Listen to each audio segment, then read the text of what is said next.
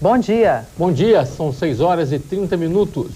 Um escândalo. Um condenado pela justiça por receptação de carga roubada era diretor do presídio de segurança de Viana, aqui do estado. Ele foi exonerado ontem e é acusado de envolvimento na fuga do traficante Toninho Pavão e do assaltante de banco Paulo Donizete.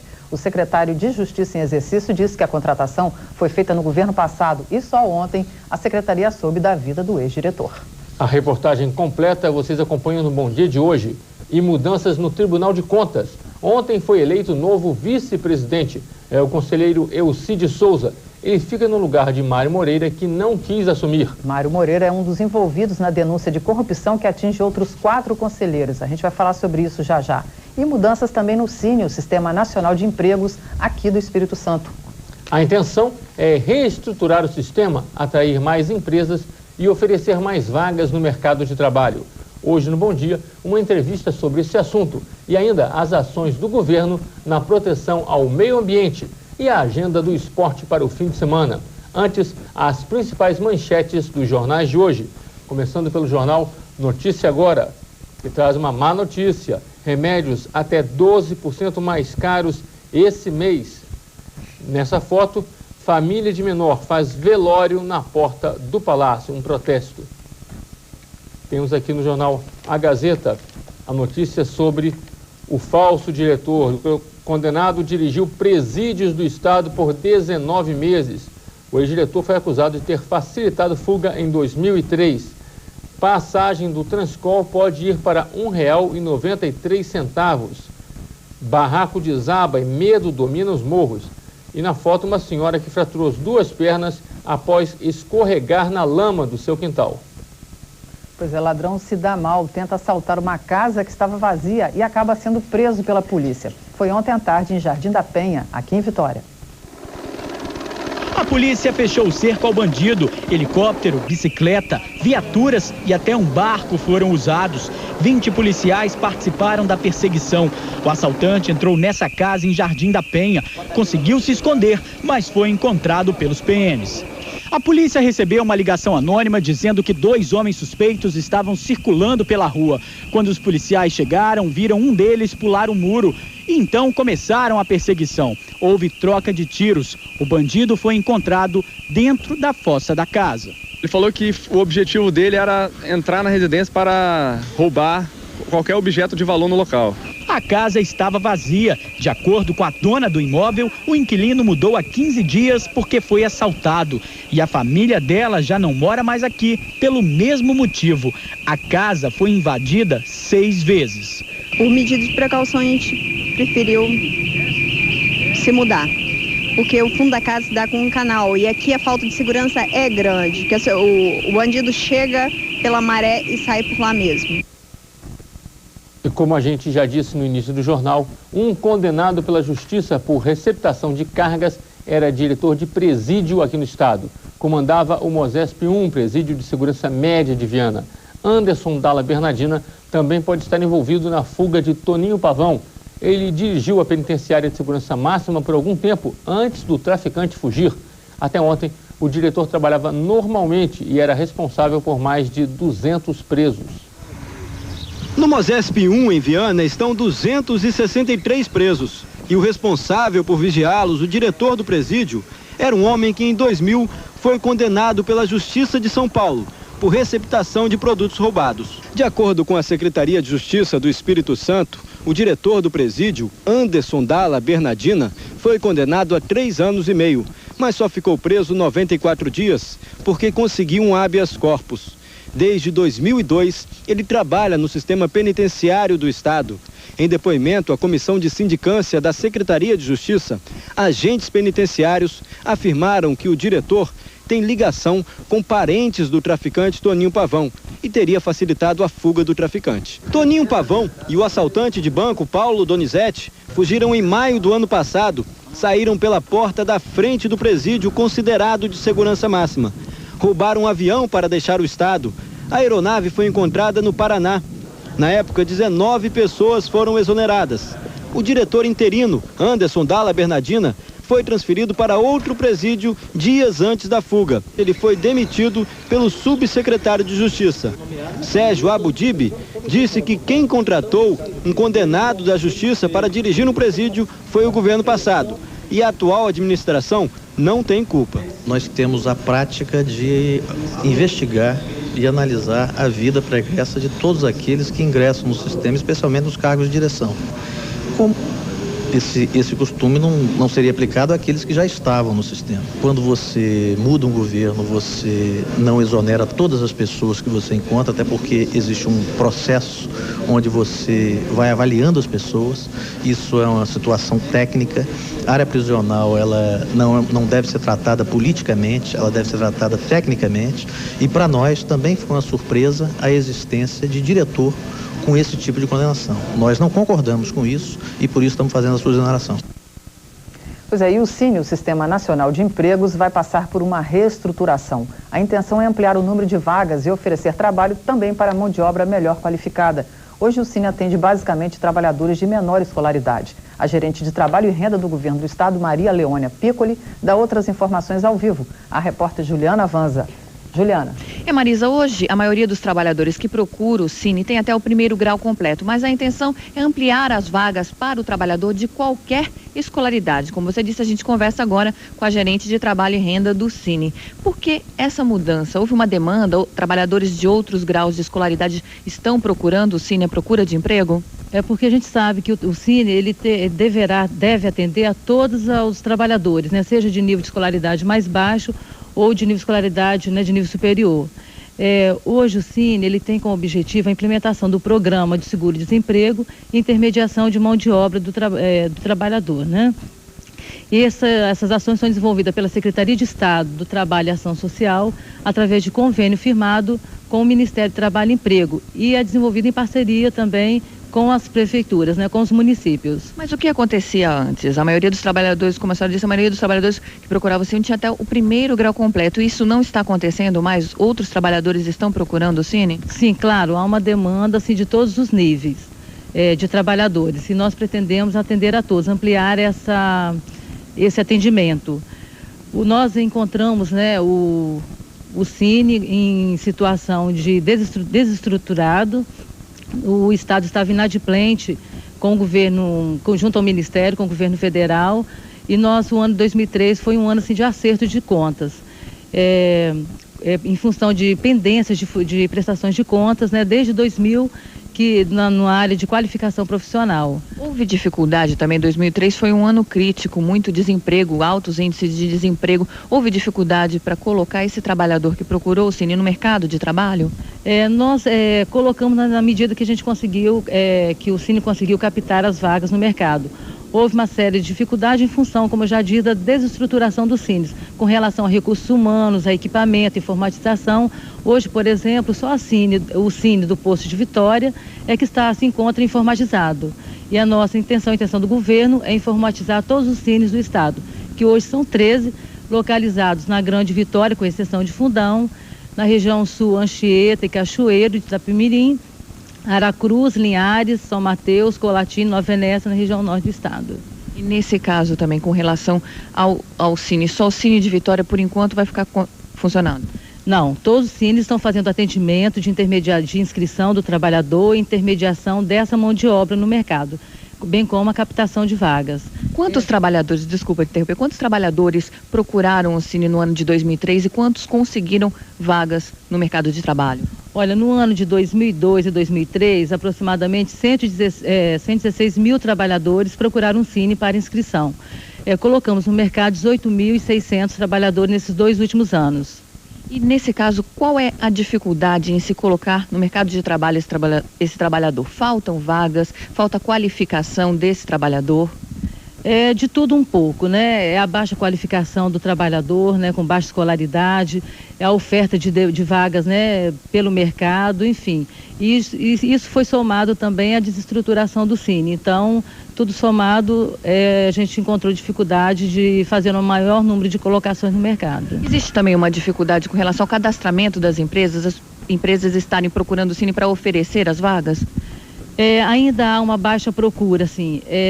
Nós temos a intenção, né, estamos já começando, aliás, a fazer uma abordagem, né, das empresas, incentivar as empresas a procurarem mais o Cine, recuperando a credibilidade, né, do Cine, e assim poderemos fazer um maior número de intermediação de mão de obra. Muito obrigada pela sua entrevista. Voltamos ao estúdio. Aí depois dos comerciais, uma entrevista ao vivo com o secretário estadual do Meio Ambiente, Luiz Fernando Schettino. A gente já volta. O secretário de Segurança, Rodney Miranda, dá coletiva hoje para divulgar os números da violência no ano passado.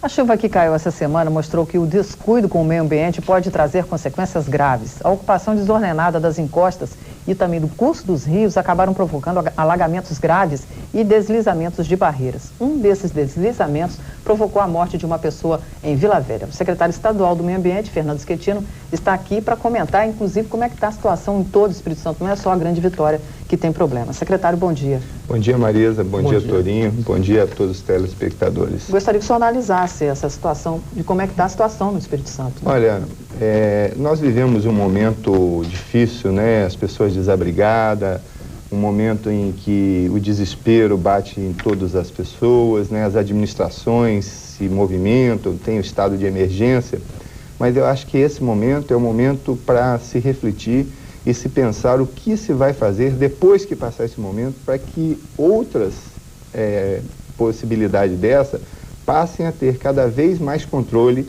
passem a ter cada vez menos tragédia para a população. Nós temos assistido ao longo da história, não só no Espírito Santo, isso ocorreu no Rio de Janeiro, em Belo Horizonte, né? Sequencialmente nós temos picos de chuva, principalmente que a região do Rio de Janeiro, nem todo mundo sabe, né? E atinge um pouco a nós, é uma região onde há sempre uma confluência de frentes frias que vêm do sul com massa de ar quente que vem da região amazônica. Quando essas coisas coincidem de chegar com muita umidade, acontece essa chuvarada danada.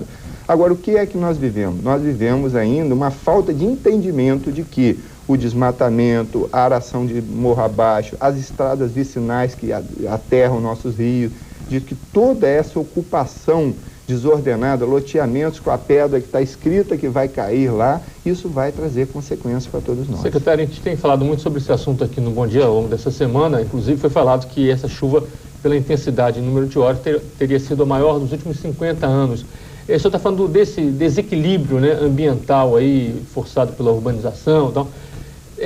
O que a gente pode esperar se os hábitos permanecerem os mesmos? Chuvas como essas podem se repetir em intervalos menores do que 50 anos, podem se tornar mais frequentes? Esses desastres podem voltar a acontecer com frequência? Toninho, nós temos que ter um entendimento, e principalmente os administradores públicos, que nós temos um problema grave que é o efeito estufa. Foi anunciado ontem, até 2050, nós teremos cada vez maior desequilíbrio no clima. Mais enchentes, mais seca, essas coisas vão se tornar mais constantes.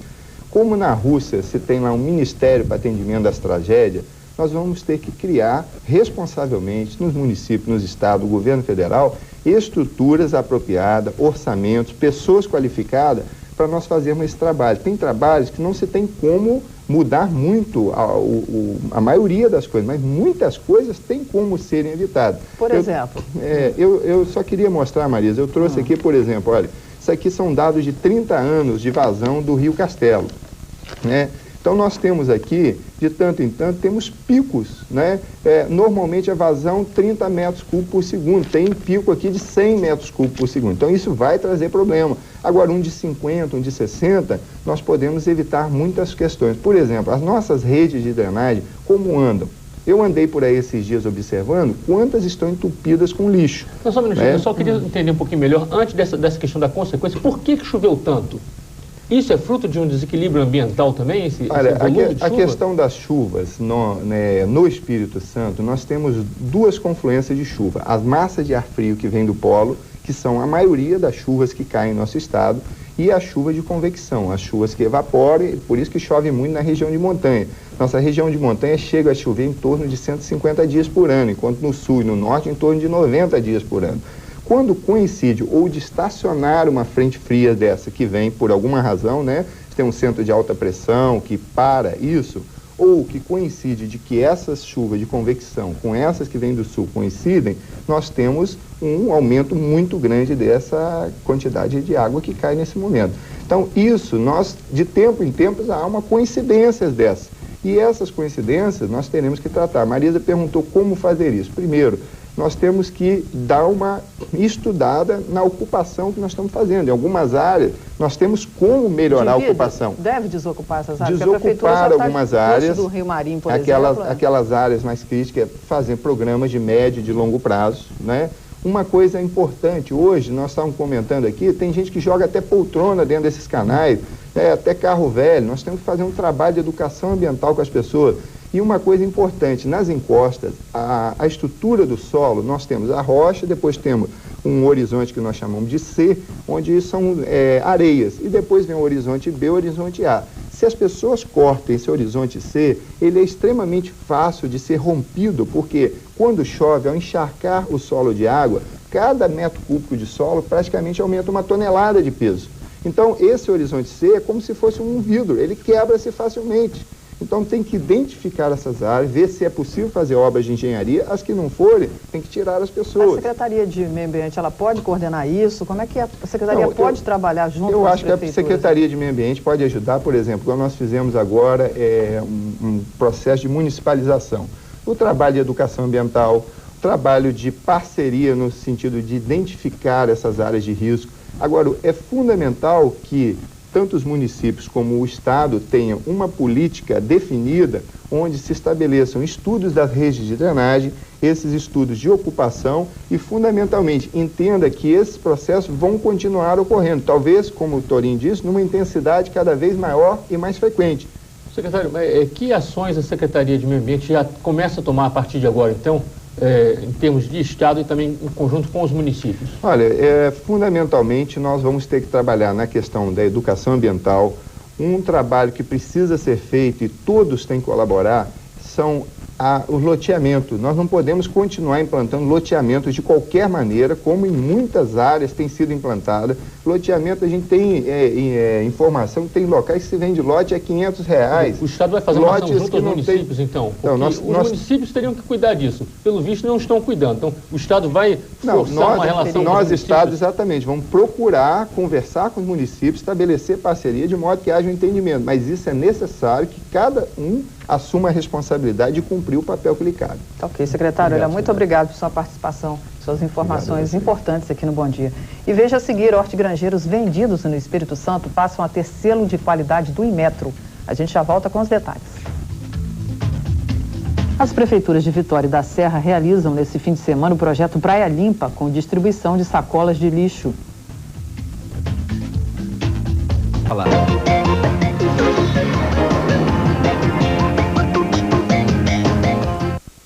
Nessa sexta-feira, o tempo permanece nublado em todas as regiões do Espírito Santo. O sol aparece de vez em quando, mas à tarde deve chover. A temperatura permanece estável e hoje, na Grande Vitória, não deve passar dos 30 graus. E nesse momento o céu está nublado aqui na Grande Vitória. E ontem à tarde voltou a chover forte na Grande Vitória. No bairro Bela Vista, aqui em Vitória, um barraco desabou, deixando 4 pessoas desabrigadas. No centro e em Cariacica houve falta de energia e em vários bairros de Cariacica houve alagamentos. A situação em Vila Velha continua complicada. Muitos bairros ainda estão alagados. E hoje o governo do estado assina o decreto de calamidade pública em Vila Velha. O prefeito informou que a chuva trouxe um prejuízo de mais de 100 milhões ao município. E com o decreto de calamidade, a prefeitura vai poder conseguir a ajuda do governo federal. E a chuva também provoca queda na produção de leite. Na maior cooperativa do sul do estado, houve uma redução de 30 mil litros por dia. Já são 20 dias de pastos cobertos pela água, 10 mil hectares atingidos pela chuva. A alimentação do rebanho de 400 produtores está prejudicada. Na verdade, a gente teve que botar o gado para o morro, o gado de leite, que não dá o leite que é na vargem. Na região do Vale do Orobó, que compreende 4 municípios capixabas, muitos pecuaristas jogaram leite fora por não ter como escoar o produto. A previsão é de queda na produção leiteira de até 80% nas próximas semanas. O prejuízo é muito grande mesmo. Prejuízo para ele e para a gente também, porque a gente o que depende disso daí, né? Porque se imagina o leite continuar quebrado assim, corre risco até da gente ser dispensado por causa da produção do leite, né? A situação no Vale do Orobó não prejudica apenas os produtores da região, já atinge também a maior cooperativa de leite do Espírito Santo. A Celita processa em dias normais 240 mil litros de leite. Hoje já registra queda de 12,5%. São aproximadamente 30 mil litros a menos e a previsão para os próximos meses não é nada otimista. Porque eles vão ter que refazer pastagens, refazer cercas, vão ter que...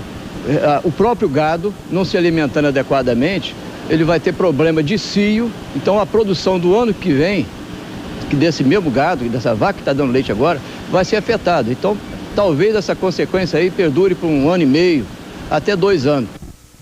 A região do Vale do Orobó abrange os municípios de Conha, Rio Novo do Sul, Piúma e Itapemirim.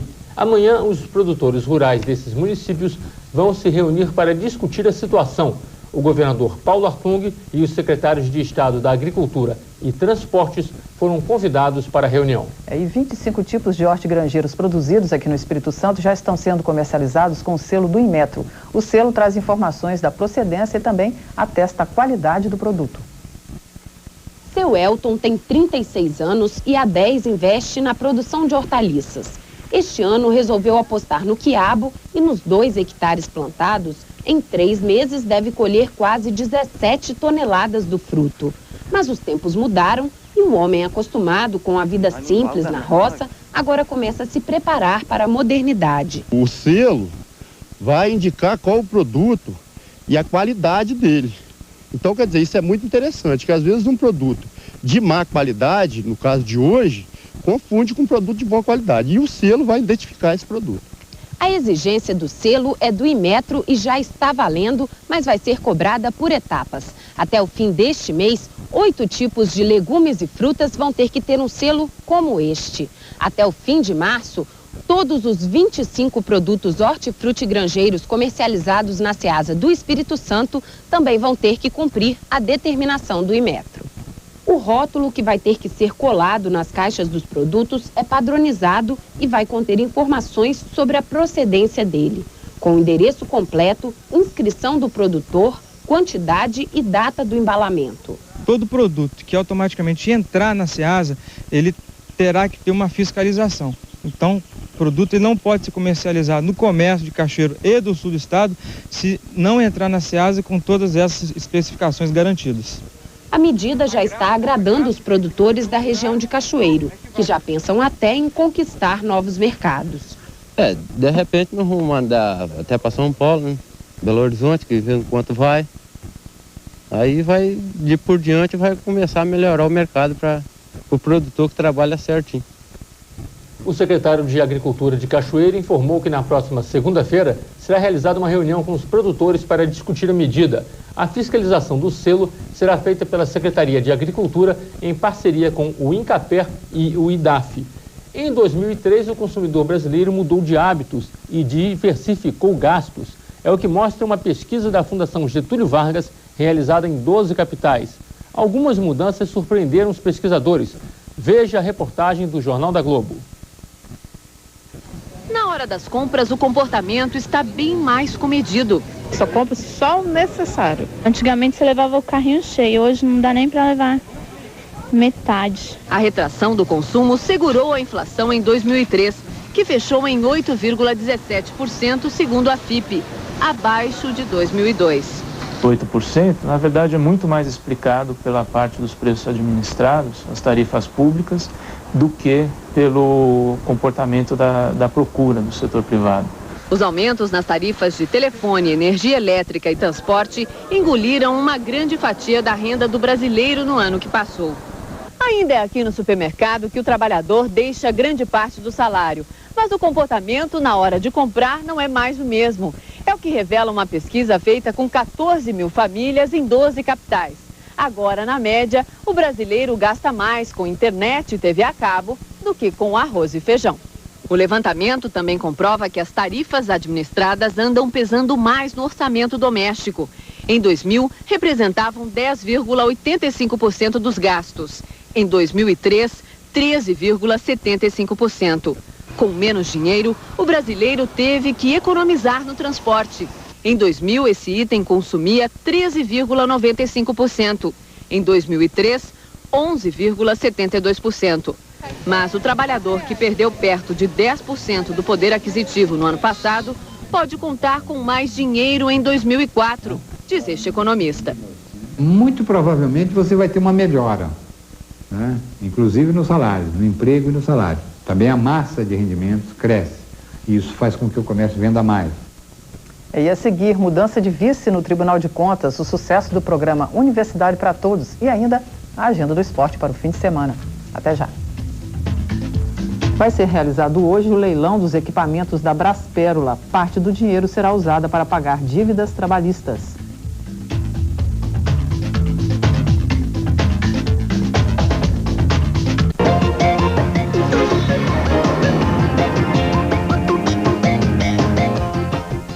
Eleito novo vice-presidente do Tribunal de Contas. O cargo estava vago porque Mário Moreira, eleito junto com Valci Ferreira, não quis tomar posse. Ele, Valci e mais 3 conselheiros são acusados pelo Ministério Público Federal de cobrança de propina e desvio de dinheiro. A eleição foi ontem à tarde. O novo vice-presidente do Tribunal de Contas foi eleito por 6-1. É Elcide Souza. Ele disputou com Dailson Laranja. Os dois são os únicos conselheiros que não estão envolvidos nas denúncias de corrupção no tribunal feitas pelo Ministério Público Federal. De acordo com os procuradores, os conselheiros recebiam propina para facilitar julgamentos. O dinheiro seria proveniente do superfaturamento de obras públicas. Os trabalhos da eleição foram coordenados pelo presidente do tribunal, Valci Ferreira. As eleições no Tribunal de Contas tinham sido realizadas no início de dezembro do ano passado, quando foram eleitos Valci Ferreira para presidente e Mário Moreira para vice. No entanto, após as denúncias de corrupção envolvendo 5 dos 7 conselheiros do tribunal, Mário Moreira decidiu não assumir o cargo e foi marcada a nova eleição para vice-presidente. Um projeto de sucesso na UFES, o Universidade para Todos, oferece oportunidade para os alunos da escola pública que querem fazer um curso superior, mas não têm dinheiro para pagar o cursinho. A procura tem sido grande e os resultados surpreendentes. O coordenador do projeto conversa agora ao vivo com o repórter Mário Bonella. Mário. Marisa, esse projeto começou em 96 e foi organizado por um grupo de alunos da UFES que acreditava que o vestibular era uma seleção que privilegiava apenas aqueles que tinham mais dinheiro, no caso, os alunos que podiam pagar um cursinho particular. Um desses alunos, um dos fundadores e hoje coordenador do projeto, é o Rodrigo Trazi. Bom dia, Rodrigo. Bom dia. Rodrigo, hoje o Universidade para Todos é um dos cursinhos que mais aprova aí no Veste UFES? Bom, oficialmente, pelo último ranking divulgado pela universidade, o Universidade para Todos obteve o primeiro lugar. Foi em 2002. Algumas escolas particulares ingressaram com uma ação na justiça e já no último vestibular não houve divulgação do ranking. Isso proporcionalmente ao número de alunos, né? Isso. Ao número de alunos do cursinho. Exatamente. Foi uma média entre o percentual de aprovação e o percentual de ocupação das vagas da UFES. Quanto por cento de aprovação teve a Universidade para Todos? Gira em torno de 26% nosso percentual de aprovação. Quer dizer, 26% dos alunos da Universidade para Todos conseguem ser aprovados? Consegue aprovar e a gente ocupa cerca de 10% das vagas da universidade. Bom, e hoje a gente tem uma espécie de vestibular para fazer o cursinho, né? Tem uma prova de seleção para fazer o cursinho. Infelizmente ainda a procura é muito grande, né? A gente estamos ofertando hoje 400 vagas, mas com a perspectiva de ampliar essas vagas de acordo aí com patrocínio. E a procura para o processo seletivo, nós tivemos 7.320 inscritos. Supondo que a gente consiga chegar até umas 1.000 vagas, como a gente conseguiu no ano anterior, nós teremos ainda mais de 6.000 pessoas querendo uma oportunidade, querendo estudar, né? Então, aumentou muito, Rodrigo, em relação a 96, quando começou o cursinho? Bom, em 96 nós tínhamos uma turma com 60 alunos, né? O primeiro processo seletivo foi em 97, nós tivemos 1.100 inscritos, hoje são 7.320. Rodrigo, pelo que você está dizendo, a procura e o índice de aprovação aí, isso até desmistifica aquela história de que o aluno da rede pública não tem condições de competir com o aluno da rede privada, né? Por essa experiência de quase 8 anos de cursinho, é por aí mesmo? Sim, foi até uma surpresa, inclusive para a gente. Nós não esperávamos ter resultados tão expressivos. A gente percebe como nossa sociedade é injusta, né? Você tem alunos super talentosos, inteligentes, com capacidade, que só precisam de uma oportunidade. E a gente tem tido aí experiências muito gratificantes, aprovação em vários cursos concorridos, alguns primeiros lugares, alunos já fazendo mestrado, doutorado, com destaque na área onde eles atuam. Quer dizer, se ele tiver um ano de cursinho preparatório, esse aluno da rede pública ele pode competir tranquilamente. Com certeza. A Universidade para Todos vem demonstrando isso. Com 9 meses de aula, ele consegue estar concorrendo de igual para igual, às vezes até em melhores condições do que as escolas particulares. Quem são esses alunos que fazem a Universidade para Todos? Qual é a condição para que possa participar do cursinho? Os alunos são alunos que na matrícula eles têm que comprovar que fizeram o ensino médio todo na rede pública. No caso, quem fez o Cefet tem que ter feito o fundamental na rede pública e tem que comprovar também que tem a renda familiar de até 6 salários mínimos. Quer dizer, alunos carentes mesmo. Isso, tem que ter estudado na rede pública e tem que ter renda familiar de até 6 salários mínimos. E os professores? Bom, os professores são alunos de graduação e pós-graduação da universidade, de algumas faculdades particulares, com experiência, né? A gente valoriza, por exemplo, experiência, quem já deu aula na rede pública, que já vai ter contato com esse público, né? E vem sendo também uma boa oportunidade de inserção no mercado de trabalho para alunos da universidade. São quantos professores hoje? Hoje nós temos cerca de 60 professores e 15 monitores. E quem que banca isso tudo? Porque se são alunos carentes, eles naturalmente não devem pagar uma mensalidade muito cara, né? Quanto é a mensalidade? Isso. Quem que banca o cursinho? Bom, o projeto funciona com parcerias, né? Nós temos 9 patrocinadores, entre empresas privadas, prefeituras e governo do estado. O aluno ele arca com despesa com material didático. Ele paga R$30 por mês e recebe todo o material didático. As despesas com pessoal, né, e infraestrutura por conta dos patrocinadores, e a UFES, no caso, cede o espaço físico e dá o apoio institucional para a gente. E agora tem uma novidade aí também, né, que é a inclusão de pessoas com deficiência visual, né? Cegos agora vão poder fazer o vestibular também? Como é que vai ser isso? Isso, é um novo desafio para a gente. A partir de 3 de fevereiro, nós iniciaremos a primeira turma do projeto Ver o Mundo Melhor, né, que está dentro da Universidade para Todos, que tem como objetivo preparar, né, deficientes visuais para o vestibular da UFES, através de uma tecnologia utilizada, o DOSVox, que passa toda a parte escrita para áudio. O DOSVox é um programa de computador que ele digita e sai o som, não é? Exatamente. Então o aluno ele vai ter uma aula tradicional, normal, do pré-vestibular, e vai ter acesso também, no caso as apostilas vão ser todas convertidas para esse DOSVox. E o vestibular da UFES já adota o DOSVox, então a gente acredita que ele vai ter condições de ter melhores chances, né, de estar concorrendo a uma vaga na UFES. E existe uma demanda muito grande também de deficientes visuais que, por não ter esse programa, não ter essa preparação, às vezes ficam fora aí do vestibular? A gente acredita que sim, esse é o projeto pioneiro, né? Nós iniciaremos agora a primeira turma e a gente acredita que se a gente tiver bons resultados, muitos deficientes vão estar se motivando, né? Vão se interessar pelo projeto. Rodrigo, para o ano que vem dá vaga aí no Universidade para Todos, no cursinho? Bom, nós teremos agora a prova de seleção dia 15 de fevereiro, né? Esses 7.320 candidatos que se inscreveram vão prestar a prova para estar ocupando as vagas. Não tem como, para esse ano, não tem mais como ter inscrição, agora só para 2005. E para esse vestibular, você espera que quantos alunos aí devem ser aprovados do cursinho? Bom, nós estamos com a expectativa aí de aprovar entre 220 e 230 e com a expectativa de aprovar, um bom índice de aprovação em cursos muito concorridos. Nós temos aí 2 alunos com boas chances que estão bem colocados no curso de Medicina, que é o curso mais concorrido do vestibular da UFES. Né? Então a perspectiva é bem otimista. Ok, Rodrigo, agradeço muito a entrevista. Voltamos ao estúdio do Bom Dia com Torinho, Marisa e Jorge Boeri também. Chegou a hora do esporte, nosso editor Jorge Boeri está aqui com a gente e trouxe a agenda para o fim de semana.